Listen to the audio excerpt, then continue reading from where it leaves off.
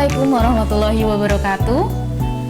Selamat pagi Sobat Pari Menyapa, jumpa lagi dan saya Kinanti Aninita di podcast Pari Menyapa, Pengadilan Agama Wonogiri Menyapa. Podcast yang menyajikan soal informasi-informasi menarik seputar dunia hukum dan peradilan. Yang tidak terasa pada hari ini kita sudah sampai pada episode ke-15.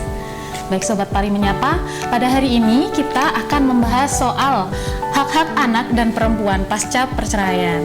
Dan hari ini kita sudah kedatangan narasumber yang sudah tidak diragukan lagi pada bidangnya, yaitu Panitera Pengadilan Agama Wonogiri, Ibu Suminah SHMH. Selamat pagi Ibu, apa kabar hari ini? Alhamdulillah. Warahmatullahi wabarakatuh. Tetap semangat ya Ibu? Alhamdulillah, insya Allah selalu semangat. Iya. Alhamdulillah Ibu. Baik Sobat Pari Menyapa, seperti yang kita ketahui, perceraian merupakan suatu proses hukum yang mengakhiri ikatan pernikahan secara sah. Fenomena ini bukanlah suatu hal yang awam bagi masyarakat luas. Apalagi akhir-akhir ini banyak berita di televisi maupun media sosial yang berseliweran memberitakan soal selebriti maupun public figure yang memutuskan untuk bercerai. Dan hal ini mau tidak mau juga berdampak pada meningkatnya angka perceraian di berbagai belahan dunia termasuk Indonesia. Padahal perceraian tersebut membawa dampak yang signifikan terhadap kehidupan suatu manusia. Dampak tersebut bisa berupa emosional, kesehatan, ekonomi, pendidikan, dan banyak dampak yang lainnya. Baik Sobat Pari Menyapa, tidak bisa dipungkiri bahwa dampak dari perceraian tersebut yang paling merasakan efeknya atau dampaknya adalah anak-anak dan perempuan ya Bu ya? Iya, betul. Jadi negara juga sudah mengatur dalam perundang-undangannya untuk melindungi hak-hak anak dan perempuan pasca perceraian. Jadi ini Bu, mungkin Sobat Pari Menyapa belum begitu paham apa sih yang menjadi hak-hak anak dan perempuan pasca perceraian tersebut. Terima kasih Mbak Kinanti atas pertanyaan yang sangat bagus, bahwa hak-hak istri atau anak pasca perceraian itu adalah diatur dalam undang-undang perkawinan di dalam kompilasi hukum Islam, bahwa hak-hak istri pasca perceraian itu adalah diantaranya adalah yang satu, pertama adalah mut'ah, yang kedua nafkah iddah, yang ketiga nafkah madiyah atau nafkah lampau, yang keempat adalah mahar yang belum dibayarkan atau mahar yang belum lunas, dan yang terakhir adalah pembagian harta bersama. Nah, itu disesuaikan dengan permohonan yang diajukan oleh pihak perempuan. Kemudian hak-hak anak pasca perceraian itu adalah anak itu setelah proses perceraian itu mendapat hak perlindungan dari kedua orang tuanya, yaitu biaya pendidikan, pemeliharaan, dan pengasuhan, yang dalam hal pembiayaan itu dibebankan oleh ayahnya. Di sini dalam kompilasi hukum Islam itu dikenal dengan nafkah madiyah. Dalam Perma nomor 3 tahun 2017 sebagai perwujudan hak-hak anak yang diatur dalam Undang-Undang nomor 23 tahun 2002 tentang perlindungan anak. Kemudian sesuai dengan SEMA nomor 3 tahun 2015 huruf C, rumusan Kamar Agama tahun 2018 angka 4, bahwa pembebanan nafkah anak yang dibebankan kepada ayahnya yang diberikan kepada anaknya itu dinaikkan setiap tahunnya 10-20% di luar biaya pendidikan dan biaya kesehatan. SEMA nomor 2 tahun 2019 C, rumusan Kamar Agama tahun 2019 angka 1 huruf A, bahwa nafkah lampau atau nafkah madiyah anak yang dilelehkan oleh seorang ayah maka bisa diajukan gugatan oleh ibunya atau orang-orang yang mengasuh anak tersebut. Itu demikian jawabannya Mbak Kinan.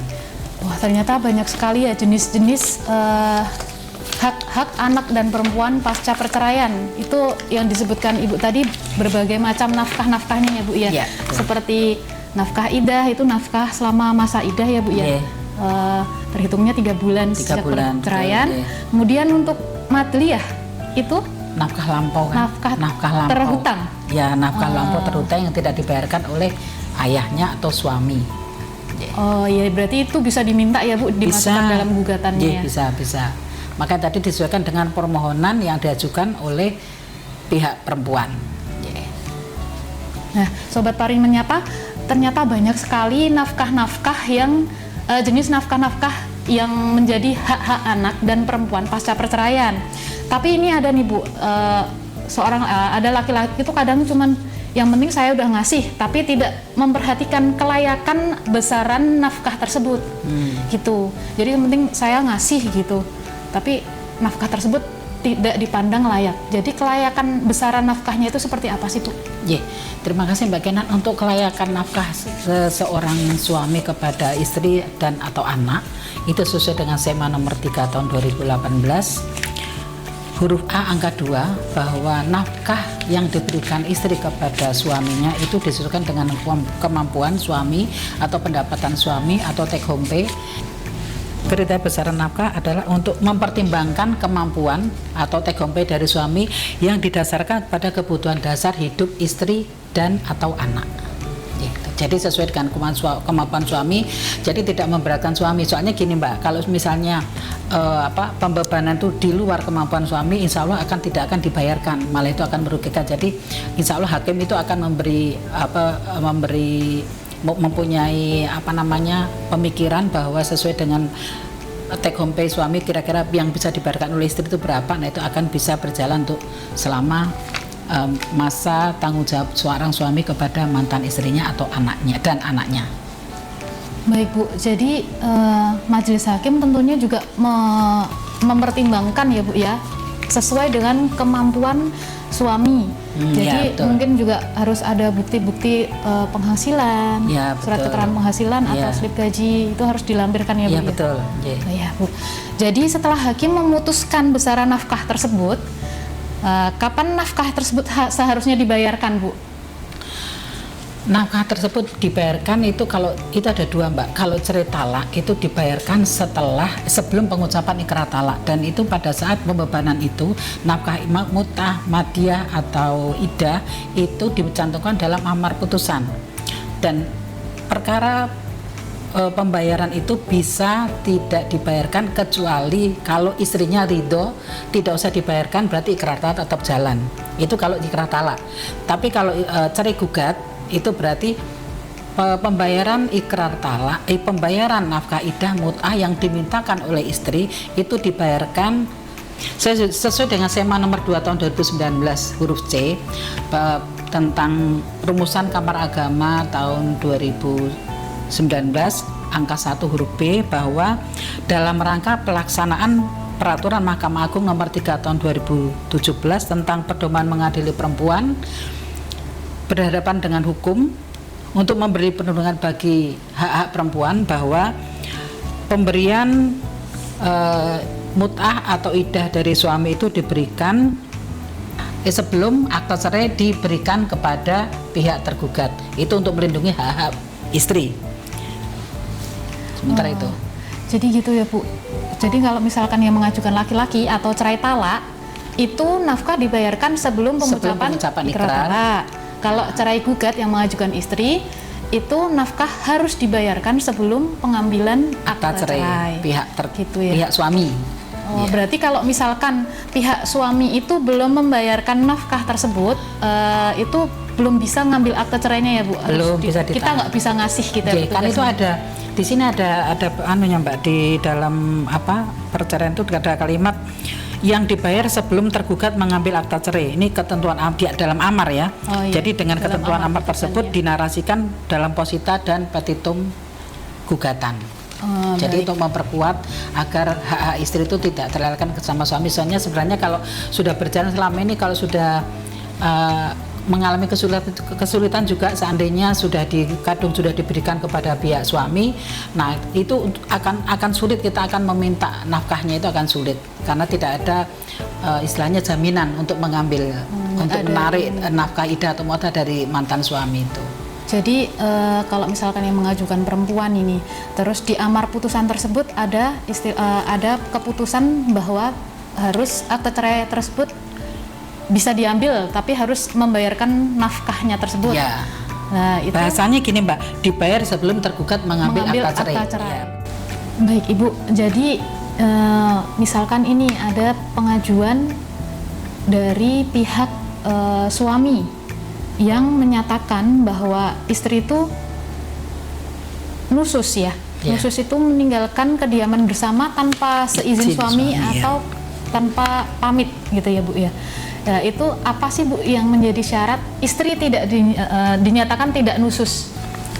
Sesuai dengan SEMA nomor 3 tahun 2018 Romawi 3, rumusan Kamar Agama tahun 2018 angka huruf A angka 2 bahwa kewajiban seorang suami akibat perceraian itu adalah memberikan nafkah iddah, mut'ah, madiyah atau mahar yang belum dibayarkan atau yang belum dilunasi kepada istri sepanjang ini diakomodir oleh Perma nomor 3 tahun 2017 bahwa tentang pedoman mengadili perempuan berhadapan dengan hukum, maka seorang istri akibat dicerai oleh suami itu berhak mendapatkan itu semua sepanjang beliau tidak nusus.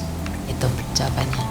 Oh gitu, berarti si istri ini berhak untuk mendapatkan hak-haknya atau nafkah-nafkah tersebut selama si istri itu tidak nusus atau istilahnya pergi tanpa pamit suami. Jadi gitu ya Bu ya.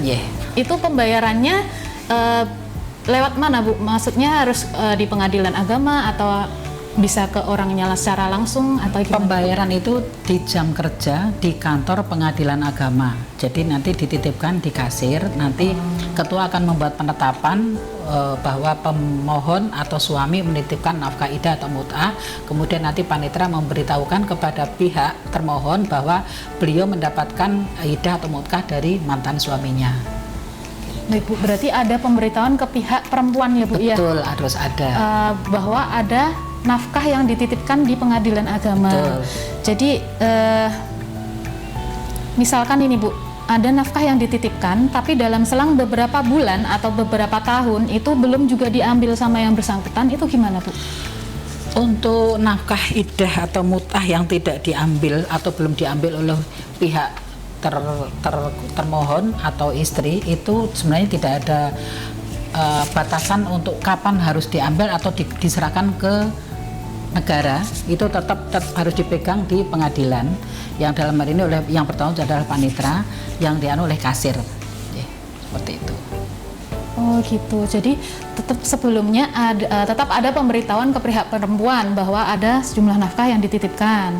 Setelah itu tidak ada batas pengambilan sampai kapan ya Bu ya?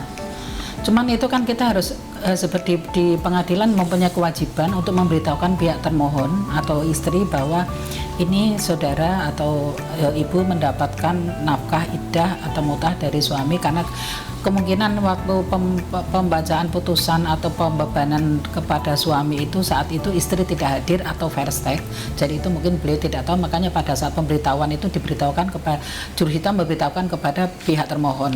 Nanti kalau sampai tidak ada waktu, kita tetap inisiatif lagi mengirim surat, mengirim surat yang ditandai oleh panitera ketua bahwa pihak istri mendapatkan nafkah iddah atau mut'ah dari suami, silahkan diambil di kantor pengadilan agama pada jam dan hari kerja. Oh iya, baik. Jadi tetap ada pemberitahuan secara resmi dari pengadilan agama untuk pihak perempuan diperintahkan untuk mengambil nafkahnya ke pengadilan agama. Gitu ya. Nanti untuk pengambilan berarti menggunakan KTP asli ya Bu ya? Oh iya betul, KTP asli KTP dari asli. Dan biasanya itu untuk pengambilan sekalian pengambilan akta cerainya ya Bu? Iya betul, pengambilan akta cerai. Baik Ibu, sudah sangat jelas sekali apa yang materi disampaikan hari ini tentang hak-hak anak dan perempuan pasca perceraian. Terima kasih Ibu Suminah atas penyampaian hari ini. Jadi, negara telah menjamin perlindungan hak-hak anak dan perempuan pasca perceraian karena perempuan dan anak adalah kaum rentan yang seharusnya dilindungi oleh negara. Perempuan dan anak-anak adalah pihak yang paling sering merasakan dampak negatif dari perceraian. Untuk mendukung terwujudnya jaminan perlindungan hak-hak anak dan perempuan, pihak perempuan harus aktif bertanya kepada petugas pengadilan apa saja sih yang menjadi hak-haknya tersebut Itu. Jadi untuk kaum perempuan jangan takut untuk memperjuangkan hak-haknya. Nah, untuk hal ini juga Pengadilan Agama Wonogiri telah berkomitmen dan telah menginformasikan tentang hak-hak anak dan perempuan di media sosial maupun website dan website resmi Pengadilan Agama Wonogiri. Ada juga brosur dan TV media. Begitu Sobat Pari Menyapa. Terima kasih Ibu Suminah atas pemaparan materinya hari ini. Semoga materi hari ini bisa bermanfaat untuk kita semua ya, untuk menambah ilmu pengetahuan kita soal hak-hak anak dan perempuan pasca perceraian. Mohon maaf atas segala kekurangan. Maaf ya Bu kalau ada salah kata dari saya. Sampai jumpa pada episode-episode Pari Menyapa selanjutnya dengan narasumber dan materi yang tidak kalah menarik. Mohon maaf atas segala kekurangan. Sampai jumpa pada podcast Pari Menyapa di episode selanjutnya dengan narasumber dan materi yang tidak kalah menarik. Saya Kinanti Anindita undur diri. Wassalamualaikum warahmatullahi wabarakatuh. Waalaikumsalam warahmatullahi wabarakatuh.